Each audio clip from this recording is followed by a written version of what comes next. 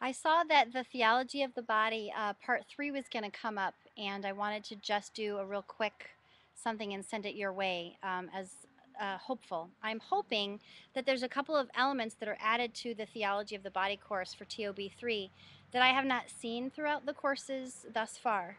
Especially if you're still desiring to make TOB 3 something that enables those who become certified to go out and preach and teach theology of the body across the world, essentially.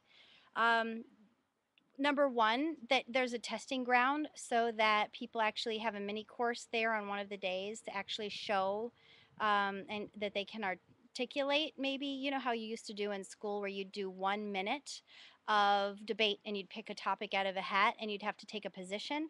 I think you should try that in front of the class of contrary to theology of the body too, so to see if they can adequately defend it in a classroom, because other people will be able to learn from it. So I remember defending abortion, even though I was totally against it when I was in high school in a speech and debate class. It really helped me to wrap my brain better around the topic that I was defending.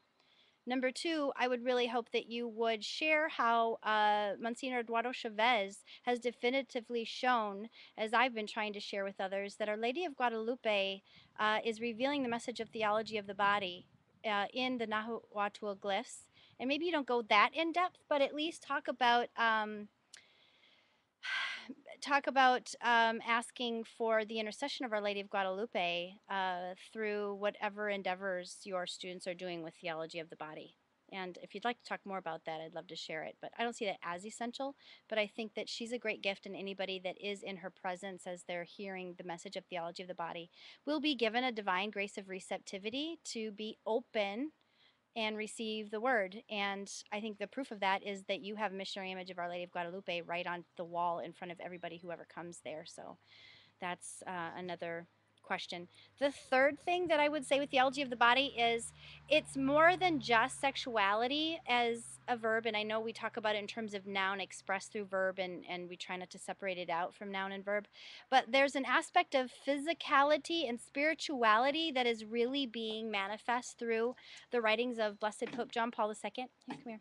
And I don't really hear anybody talking about that. For instance, if the body makes visible the invisible person, then we can extrapolate that out to say that the physical reveals a spiritual reality, and that the Holy Father is drawing our attention to make sure that we clearly and definitively understand that there is a spiritual and a physical aspect to every human being and the world in which we move through, and that we're called to love in and through our bodies because of this union of body and soul and this divine communication through the Spirit. For instance, holy salt is a great example.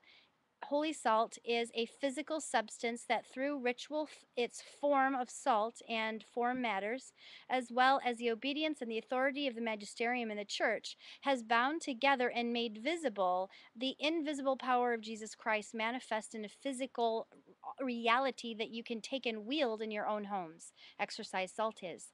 Same thing with holy water and sacramentals.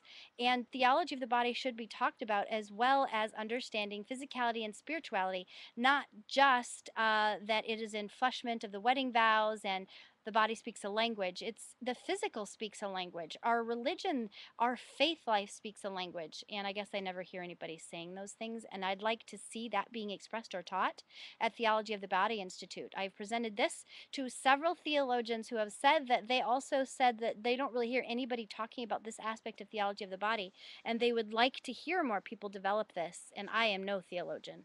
I just see this very clearly, and I would like those who have expertise in this area to develop this better for us Catholics, because I think that it would bring more people to Catholicism, because they would see the beauty of the sacramental life that we have. Understanding first the body and the sacramentality of it then can be more adequately understood. And also, I think that people who are Catholic would start practicing their faith more. They'd start wearing sacramentals, they'd start using sacramentals, they'd start visiting the sacraments, and they would more deeply understand the message of union and communion as expressed in the marital embrace when they get a better grasp of a spiritual reality being manifest in the physical. So, yeah, I'd like to hear more about that.